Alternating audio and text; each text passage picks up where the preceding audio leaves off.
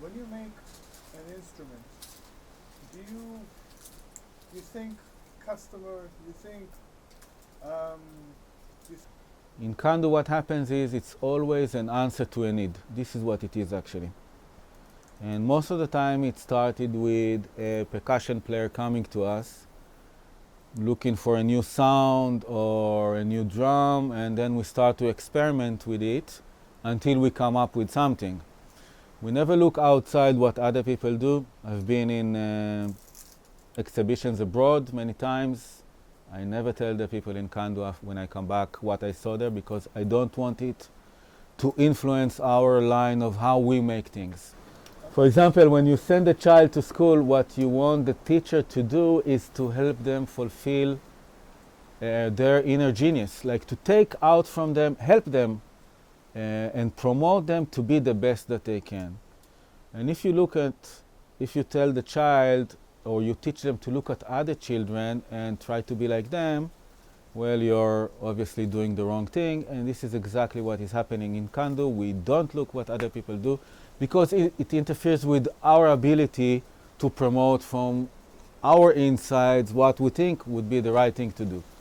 And so somebody approached and they wanted a cajon that would be more like a drum set, meaning you have the bass and you have the drum, but with separation. So we started experimenting with that until we came up with a line of cajons that has full separation between the bass and the snare. How do you come up with other instruments? You make other. Again, percussion it's answer to a need or to a call. Somebody came with a darbuka, for example, and wanted one from wood, so we started experimenting with that. I didn't go to the internet and Google and started to say darbuka from wood and see what comes and then try to imitate that. I can't stand it. I don't do that. We don't do that. It's skinless, right? It's wooden. Everything is made out of wood. I don't work with skin. Also with the basses, I don't use bone as a nut. I use wood, snake wood. So the ktak, for example, somebody approached us and they wanted a snare that would be very ethnic sounding. And so we built few snares like that, and with the mechanism of a snare, but they sounded exactly like a snare in a set. So we started to make it small and different thicknesses and all until we got to that ktak that some of you know. And we looked at it and it was great, but something was missing, and then we decided to add the straps. And the moment we added the straps, then we felt like, oh, we have something. Eureka, sort of, yeah.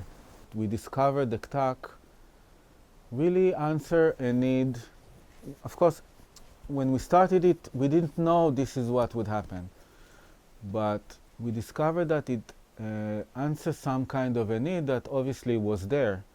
It's a small drum, you can take it everywhere, it's very intuitive, and then people started telling us, or we started getting orders with people who work with children with problems, for example, and music teachers, and people in kindergartens, and of course a lot of people who hike all kind of places in the world. And we started to get pictures from the Burning Man, and pictures from the Dead Sea, and pictures from Canada, and pictures from Panama, and all kind of places like that. And so the community started around that thing. It wasn't something that we planned. For example, I know that music therapists now start to use it because there's something about drumming on your stomach, on your belly, that creates some kind of a magnetic satisfaction also. It's like sends all those vibration into your body from your center core. And I didn't know that. I didn't build a drum for that, but wow, amazing.